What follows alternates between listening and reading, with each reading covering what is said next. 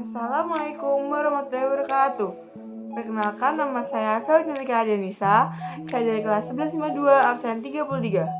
Pada kesempatan kali ini, saya akan menyampaikan mengenai hukum Bernoulli. Yuk simak video selengkapnya. Poin-poin yang akan kita bahas pada kesempatan kali ini adalah sejarah Bernoulli, fenomena yang mendasari hukum Bernoulli, persamaan Bernoulli, dan penerapan Bernoulli pada era modern. Sejarah Bernoulli.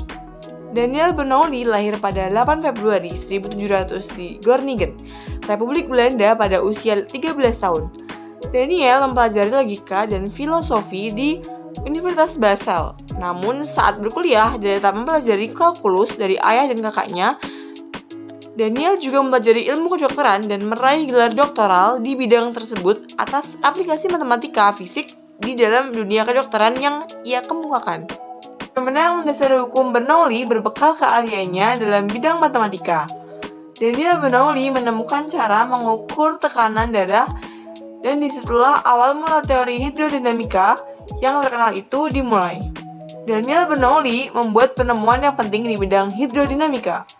Dalam kerjaannya yang paling terkenal, Bernoulli menunjukkan bahwa pada bidang horizontal, tekanan fluida paling besar adalah pada bagian yang kecepatan alirannya yang paling kecil, dan tekanan fluida paling kecil adalah pada bagian yang kecepatan alirannya paling besar, yaitu disebut dengan asas Bernoulli. Persamaan Bernoulli. Persamaan Bernoulli didapat dari keseimbangan energi mekanik atau energi kinetik dan energi potensial yang bersamaan dengan adanya tekanan yang muncul hingga menghasilkan implementasi berikut. Tekanan ditambah energi kinetik ditambah energi potensial menghasilkan konstan yang mencetuskan rumus P ditambah setengah rho V kuadrat ditambah rho GH sama dengan tetap.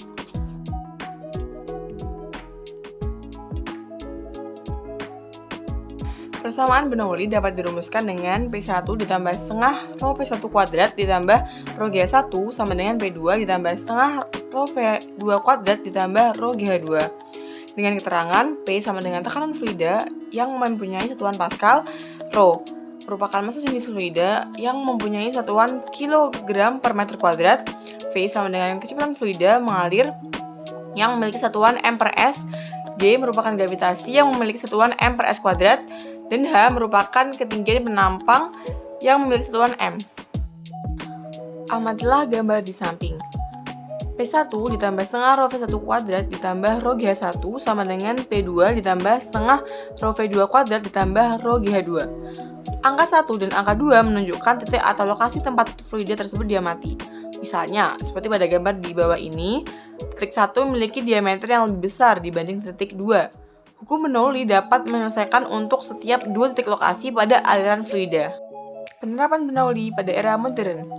Saat penyemprot. Ketika pompa penyemprot ditekan pumpnya, maka aliran udara pada pipa meningkat dan tekanan pada pipa tersebut rendah. Akibatnya, terjadi perbedaan tekanan antara di ruang pipa dan di ruang tandon cairan, sehingga cairan di dalam tandon akan naik ke atas menuju ke bagian pipa. Cerobong asap. Asap dari proses pembakaran memiliki temperatur yang tinggi, sehingga massa jenis udaranya menjadi kecil dan mudah untuk bergerak ke atas. Cerobong asap berada di luar ruangan, maka angin akan meniup bagian atas cerobong asap, sehingga tekanan udara di sekitarnya menjadi lebih kecil. Ruangan tertutup, tidak ada udara, maka tekanan udara di dalam ruangan tersebut besar. Oleh karena itu, asap akan tertekan keluar melalui cerobong asap. Daya angkat pesawat. Bentuk sayap bagian depan dirancang melengkung ke atas agar udara dari bawah mengalir berdesakan di bagian atas. Akibatnya, laju udara di bagian atas sayap meningkat, sedangkan pada bagian bawah sayap, kelajuan udara lebih rendah karena udara tidak berdesakan dan tekanan udaranya lebih besar. Adanya perbedaan tekanan antara bagian atas dan bawah sayap membuat sayap pesawat didorong ke atas dan mengangkut badan pesawat. Karburator kendaraan. Pada karburator terdapat ruang venturi, bagian yang menyempit. Bila udara melewati ruang venturi, maka kecepatan laju udara akan meningkat, sehingga tekanan udara pada ruang venturi akan menjadi rendah. Karena adanya perbedaan tekanan, maka bahan bakar akan keluar melalui nozzle jet ke ruang venturi. Tabung pitot. Tabung pitot terdiri dari sebuah tabung yang mengarah ke aliran fluida dan pada dasarnya, Cara kerja dari tabung pitot ini adalah dengan mengkonversikan energi kinetik udara menjadi energi potensial dengan menggunakan hukum Bernoulli. Venturimeter. Menurut prinsip Bernoulli, jika kelajuan fluida bertambah, maka tekanan fluida tersebut menjadi kecil. Jadi, tekanan fluida di bagian pipa yang sempit lebih kecil, tetapi laju reaksi fluida lebih besar.